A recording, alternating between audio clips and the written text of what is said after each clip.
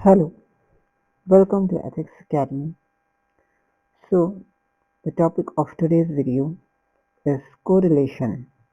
आज की वीडियो में हम पढ़ेंगे correlation के बारे में और इसके types और methods के बारे में.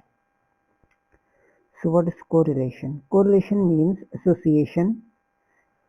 More precisely, it measures the extent to which two variables are related. There are three possible results of correlation study: positive correlation, negative correlation and no correlation. Correlation का सिंपल मतलब ये होता है कि जब हम किसी दो वेरिएबल के बारे में कोई रिलेशनशिप देखते हैं, मतलब हम ये देखते हैं क्या इन कोई दो वेरिएबल में आपस में कोई एसोसिएशन है या नहीं, तो उसको कोरिलेशन बोलते हैं.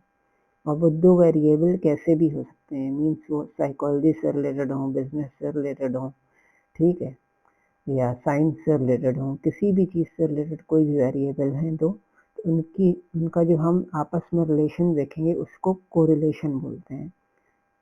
जैसे two variables are said to be correlated if the two variables are correlated if a change in one causes a corresponding change in other variable. For example, a change in the price of commodity leads to a change in the quantity demanded. ठीक, जैसे अगर किसी commodity कोई चीज़ है उसका price अगर बढ़ जाता है तो क्या होगा, क्वांटिटी मतलब जो डिमांड की जा रही है, ठीक है, मतलब जितनी क्वांटिटी में वो चीज़ डिमांड की जा रही है उसके ऊपर भी उसका फ़र्क पड़ेगा. मतलब अगर कमोडिटी बहुत ज़्यादा राइज हो जाएगी, ठीक है, जो प्राइस है कमोडिटी का, तो हो सकता है डिमांड उसकी कम हो जाए, या अगर डिमांड ज़्यादा हो जाएगी तो हो सकता है इसकी जो प्राइस है वो भी बढ़ जाए, है ना. तो दो चीज़ों में आपस में रिलेशनशिप कैसा है, या तो पॉजिटिव होगा या नेगेटिव होगा या फिर कोई रिलेशन नहीं होगा, ठीक है. जैसे स्ट्रेस और डिप्रेशन है, तो स्ट्रेस और डिप्रेशन तो वो ये हो सकता है ना कि जिन लोगों में स्ट्रेस ज़्यादा हो उनके अंदर डिप्रेशन भी ज़्यादा हो, ठीक. तो ये दो वेरिएबल में क्या हो गया, ये कोरिलेशन हो गया कि दोनों वेरिएबल साथ में बढ़ रहे हैं या फिर साथ में कम हो रहे हैं, या फिर एक बढ़ रहा है तो दूसरा कम हो रहा है, ठीक है. तो दो वेरिएबल के बीच के एसोसिएशन को कोरिलेशन बोलते हैं.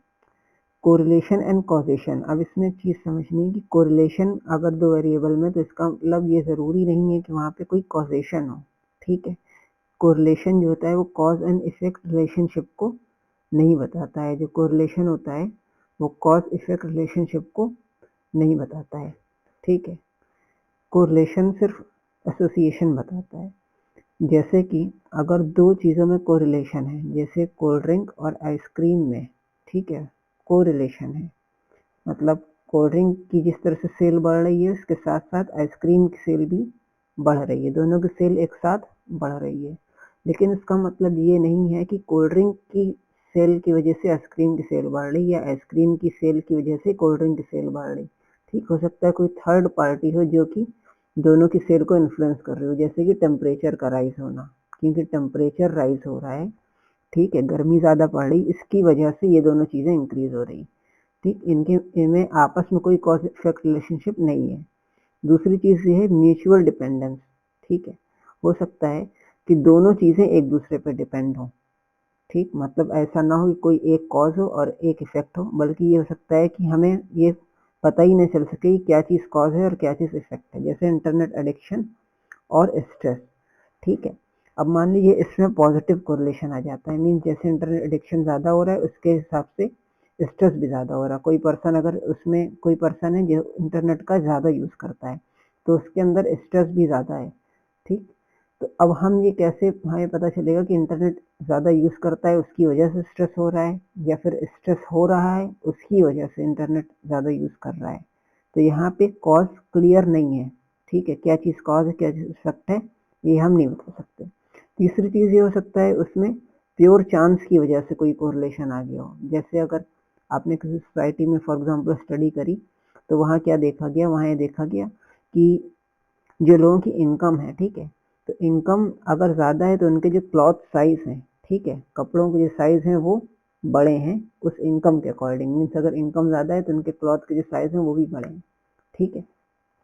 तो पॉजिटिव कोरिलेशन हो गया. लेकिन यहाँ पे कोई कॉज इफेक्ट रिलेशनशिप नहीं है. ये जो रिलेशनशिप आई है ये प्योरली चांस से आ गई है, ठीक है. मतलब इसमें कोई भी कॉज इफेक्ट रिलेशनशिप नहीं था, बस एक चांस था जिसकी वजह से दोनों में पॉजिटिव रिलेशनशिप आ गई। क्योंकि कोई भी वेरिएबल का जब आप कोरिलेशन निकालेंगे तो हो सकता है कोई ना कोई वैल्यू आ जाए उसकी, ठीक, क्योंकि तो एक फार्मूला लगाते हैं और उसमें फिर वैल्यू निकालते हैं, तो वैल्यू एक आ जाती है।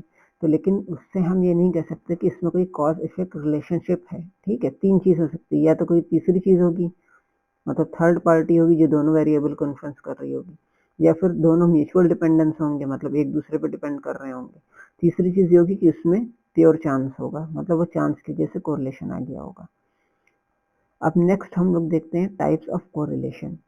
तो कोरिलेशन को अगर कैटेगराइज किया जाए तो इसके तीन तरीके के टाइप्स बनाए जा सकते हैं, ठीक है। तीन तरीके के टाइप्स बनाए जा सकते हैं और उन तीन तरीकों में अलग अलग तरह के कोरिलेशन होते हैं। जैसे अगर हम पॉजिटिव और नेगेटिव कोरिलेशन के अकॉर्डिंग देखें तो ऐसा कोरिलेशन, मतलब ऐसे दो वेरिएबल जो कि एक साथ ऊपर जा रहे हैं और एक साथ नीचे आ रहे हैं, ठीक है, तो उनको बोलते हैं पॉजिटिव कोरिलेशन, मतलब दोनों की डायरेक्शन कैसी है, सेम है।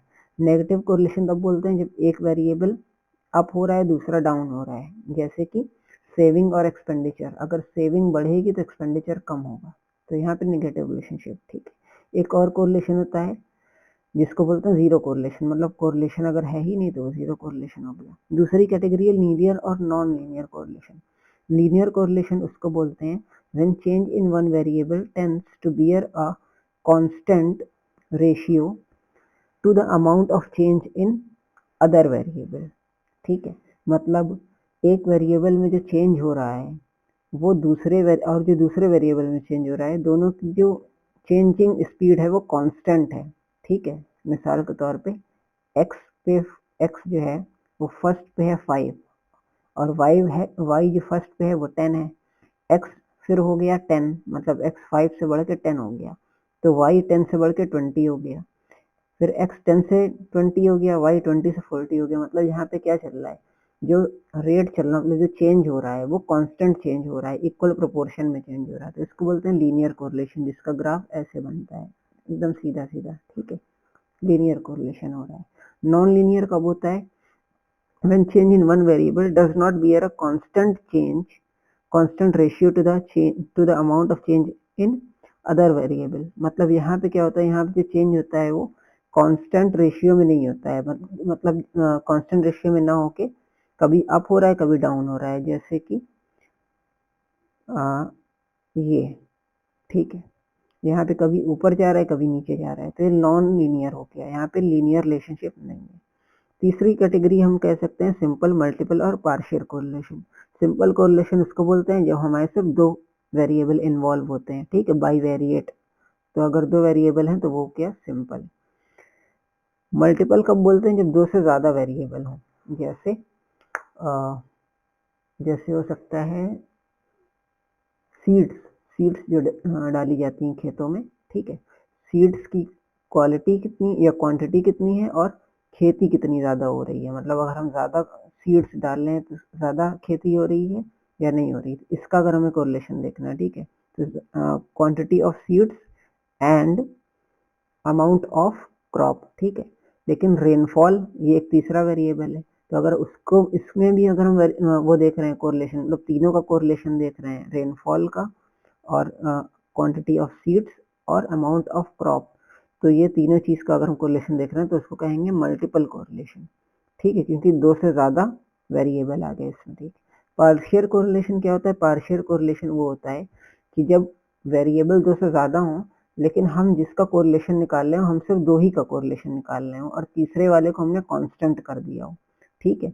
जैसे हम क्या कर सकते हैं इस केस में कि रेनफॉल जो है उसको हमने कांस्टेंट कर दिया, मतलब हम ऐसी एक स्टडी कर रहे हैं जहाँ पर रेनफॉल का इफेक्ट हमने मिनिमाइज कर दिया है। मिनिमाइज कैसे कर दिया है कि दो, मतलब दो ऐसी लोकेशन चूज की जहाँ पे इक्वल रेनफॉल होती है, ठीक है। जब इक्वल रेनफॉल होती है तो इसका मतलब रेनफॉल का उस पर कोई इफेक्ट नहीं पड़ेगा, या जो इफेक्ट पड़ेगा वो हमको पता चल जाएगा, क्योंकि दोनों जगह ऐसी है जहाँ पे सेम रेनफॉल हो रही है। तो हम सिर्फ आराम से किसका कोरिलेशन देख लेंगे, क्वांटिटी ऑफ सीड्स का और अमाउंट ऑफ क्रॉप का। तो ये होता है पार्शियल कोरिलेशन, यहाँ पे दो वेरिएबल की स्टडी की जाती है, बाकी के वेरिएबल को कांस्टेंट कर दिया जाता है। Next one is types of correlation. तो पॉजिटिव कोरिलेशन क्या होता है, when the value of to variable move in the same direction, ठीक है, जब सेम डायरेक्शन में मूव करें, जैसे कि ये x और ये y, तो ये इस तरह से मूव करे सेम डायरेक्शन में, ठीक है, या फिर कैसे मूव करें, ये तो हो गया स्ट्रॉन्ग, और अगर ऐसे भी मूव कर सकती है, ठीक है, तब भी वो पॉजिटिव कोरिलेशन कहलाएगा। इसमें लेकिन क्या होगा, सेम डायरेक्शन में ही मूव करेगा, ठीक है, जो हमारा स्कैटर प्लॉट बनेगा। तो when two variable move in the same direction, in other word an increase और decrease in one variable causes increase और decrease in the other variable. तो अगर एक वेरिएबल कम या ज्यादा हो रहा है तो दूसरा भी उसी के हिसाब से कम या ज्यादा हो रहा है, ठीक है।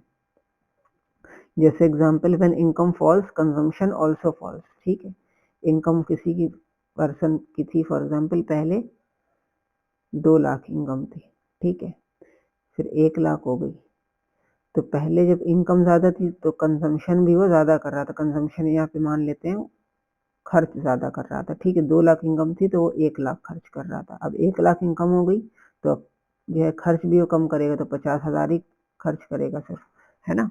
तो यहाँ पे सेम डायरेक्शन में चल रहा है, ये पहले ज्यादा थी कम हो गई, तो इधर वाला जो वेरिएबल है वही पहले ज्यादा था कम हो गया, तो सेम डायरेक्शन हो गया, जिसको बोलते हैं पॉजिटिव कोरिलेशन, ठीक है। ये दूसरा एग्जाम्पल ले सकते हैं, when the sale of ice cream increases, ठीक है, एज द टेम्परेचर राइजेस, तो जैसे जैसे टेम्परेचर बढ़ेगा वैसे वैसे आइसक्रीम की सेल बढ़ेगी। यहाँ भी क्या है, सेम डायरेक्शन है। मिसाल के तौर पे पहले टेम्परेचर था 20 डिग्री, ठीक है, फिर हो गया 30 डिग्री, फिर हो गया 40 डिग्री। ये 20 डिग्री था तो आइसक्रीम की एवरेज सेल होती थी 10,000, ठीक है, 30 हो गया तो 20,000 सेल होने लगी, फिर 40 डिग्री टेम्परेचर हो गया तो 50,000 सेल होने लगी। तो क्योंकि ये भी इंक्रीज हो रहा है और ये भी इंक्रीज हो रहा है, सेम डायरेक्शन में दोनों जा रहे हैं, ठीक है, या तो दोनों इंक्रीज हो या तो दोनों डिक्रीज हो, तो उसको बोलते हैं पॉजिटिव कोरिलेशन। फिर आता है नेगेटिव कोरिलेशन, यहाँ पे एक वेरिएबल अगर इंक्रीज होगा तो दूसरा डिक्रीज होगा, ठीक है, या पहला डिक्रीज होगा तो फिर दूसरा इंक्रीज होगा, यहाँ पे डायरेक्शन सेम नहीं होगी, जैसे कि प्राइस ऑफ मैंगो इंक्रीजेस और डिमांड ऑफ मैंगो डिक्रीजेस, ठीक, जैसे जैसे आम के प्राइस बढ़ते जाते हैं तो क्या होता है, लोग कम खरीदने लगते हैं ना आम, जब आम सस्ते होते हैं लोग ज्यादा खरीदते हैं, जब जैसे जैसे महंगे होते जाते हैं वैसे वैसे कम लेते हैं फिर, ठीक है। तो जब तो ये कैसा कोरिलेशन हो गया, नेगेटिव कोरिलेशन हो गया। इसके बहुत से एग्जाम्पल हो सकते हैं, जैसे एक्सपेंडिचर और सेविंग वाला, कि अगर सेविंग बढ़ेगी तो एक्सपेंडिचर कम होगा, ठीक है, या फिर जैसे जैसे टेम्परेचर बढ़ेगा वैसे वैसे जैकेट्स की जो सेल है वो कम होती जाएंगी, ठीक। तो इसमें एक वेरिएबल इंक्रीज होता है दूसरा डिक्रीज होता है, जैसे आम का प्राइस पहले था 50 रुपीज, फिर हो गया 70, फिर 100 हो गया, अब फिर हो गया 150, ठीक। तो जब 50 था तो फॉर एग्जाम्पल मैंगो बिकते थे आपके 10,000, ठीक है, जब 70 प्राइस हो गया तो कुछ कम बिकने लगे, 8,000 बिकने लगे, प्राइस बढ़ के और कितना हो गया, 100 हो गया, तो अब सिर्फ 5,000 बिकने लगे, प्राइस और बढ़ गया, ठीक है, तो अब सिर्फ 2,000 सेल होने लगी। तो जैसे जैसे प्राइस बढ़ रहा है और कंजम्पशन जो मतलब जो लोग खरीद रहे हैं वो कम होते जा रहे हैं, तो एक चीज बढ़ रही है दूसरी चीज कम हो रही है, तो ये कैसा कोरिलेशन हो गया, नेगेटिव। इसका ग्राफ बनता है इस तरह से नेगेटिव, ये एक्स एक्सिस है और ये वाई है, एक्स वाला बढ़ रहा है, वाई वाला क्या हो रहा है, कम हो रहा है, जैसे एक्स की वैल्यू बढ़ती जा रही है वाई की वैल्यू कम होती जा रही है, ठीक है। ये हो गया, एक सेकेंड, तो नेक्स्ट है उसके बाद नो कोरिलेशन, ठीक है, जब दोनों में आपस में कोई भी लीनियर डिपेंडेंसी नहीं होती तो उसको बोलते हैं नो कोरिलेशन। जैसे कि ये स्कैटर प्लॉट बना हुआ है कि यहाँ x की वैल्यू इतनी है, y इतना हो गया, फिर x इतना हुआ y इतना हुआ, मतलब यहाँ पे कोई लीनियरिटी नहीं दिख रही है, ये हो गया स्ट्रॉन्ग पॉजिटिव। जैसे x बढ़ रहा है वैसे ही y भी बढ़ रहा है, x की वैल्यू जितनी ज्यादा होगी y की वैल्यू भी उतनी ज्यादा होगी, ये है वीक पॉजिटिव कोरिलेशन, ठीक।